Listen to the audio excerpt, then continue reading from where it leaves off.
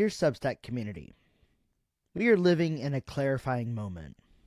A moment that calls us not to escape, but to turn toward one another with care. Every unsubscribe and every new subscription is part of the story we are telling together. Thank you for staying curious. Thank you for choosing to lean in. What we are building here is not just a newsletter. It is a rebellion of care, a poetics of becoming, a trace of another possible world. Each Saturday, I write from a place of freedom. Not from polish, not from performance, just presence. These letters are not content. They are communion. They are my effort to be honest in a world obsessed with spectacle. They are stitched with the belief that story can still be sacred. Some say I give too much away, but I believe that what we give freely has the power to reweave the torn fabric of our collective lives. While there is no ethical consumption under capitalism, your support, your proverbial cup of coffee, lets me live into an economy rooted not in extraction, but in mutuality. If you're new here, welcome. Since arriving in rural New York, I've been emerging slowly. After the whirlwind of 2023, I took time in 2024 to rest, organize, and root. That rooting is starting to bear fruit.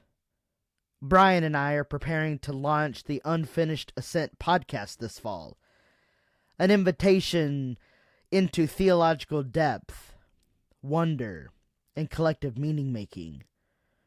Stay tuned also for the Unfinished Feast, a project shaped by storytelling, table fellowship, and the wisdom of shared longing. We're still working our way through the whiskey list at the local bar, testing bridges of belonging in a world thirsty for repair. This morning, Brian texted me, "What do you think about the new pope?" I laughed. Usually I'm the one asking theological questions, but he beat me to it. So this one's for you, Brian. Also, let it be known, librarians and trans women are saving my life these days. Like many of you, I'm curious about the new Pope's upcoming encyclical on labor and the poor. I'm the kind of nerd who reads encyclicals, not for piety, but for power. I want to know what's shaping the soul of empire. Because, let's be clear, American religion has largely become an expression of empire logic, hoarding, hierarchy, and harm. 4,500 churches closed last year. That's 13 a day. 375 churches a month.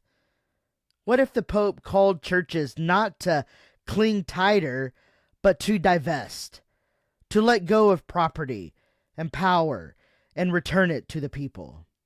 What if the church joined the labor movement, not as moral police, but as kinfolk in the wisdom economy? My friend and agent, Kathleen Falsani, will be covering the papal events for the Chicago Sun-Times. A White Sox fan covering a pope who also loves the Sox? There's poetry in that. Awe, even. All that attends to the underside of history.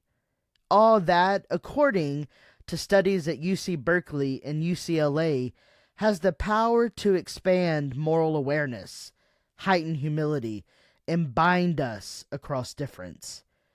We need awe. We need leaders who understand wonder is not weakness. It is a gateway to wisdom. Right now, I don't see many moral leaders. I see a lot of people undermining democracy in both subtle and spectacular ways. But I also see people waking up.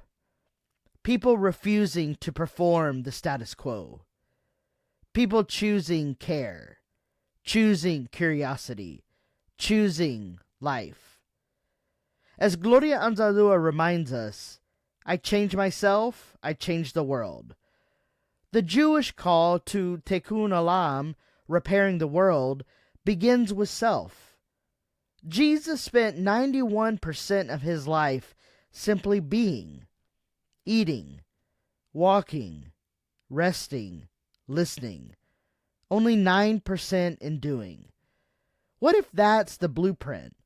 What if being is our greatest form of resistance? This week, in the counting of the Omer, we focus on foundation in endurance. It has me asking, what are the foundations beneath my feet? What systems am I entangled with that do not let me thrive? What relationships nourish my roots? After years on the road, after violence and upheaval, I finally have stable housing. I finally have space to discern. My nervous system is recovering. I am unfurling. And this land is alive. The forests of New York take me back to my earliest moments in East Texas. Pine trees, soft soil, spring's gentle whisper. Not nostalgia, wonder. Not sentimentality, sacredness. One day last year, I stopped to rest while walking on a steep hill. A woman approached, gently offering me water. She shared her own story of vulnerability, and in that moment, two strangers became kin. There is still some social trust in this world. There is still goodness. I see it every time a lifelong atheist reaches out to me to build community. I'm committed to a world beyond religion and empire. My friend Kirsten Baumdiggity, yes, that's her name, is making me shirts that say, no religion, just community. That's the work. Repairing ourselves, repairing the world. Practicing sacred resistance at the edges of empire. In the coming weeks, you'll notice a few changes to the Substack. Josh Gilbert, a friend of mine, and a friend of many of yours, is producing a series of conversations, the first with Ryan Cagle, and the second with a New Testament scholar unpacking the book of Revelation. These will be free for 2 weeks, then archived for subscribers. If you're curious, stay with us.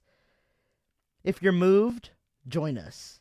Because in the end, this isn't just a newsletter. It's a rebellion of care. A small thread in a much larger tapestry. A place to practice awe in the face of erasure. And a place to remind ourselves, we are still becoming. And we are not alone. With wonder and awe, Roberto J. Espinosa.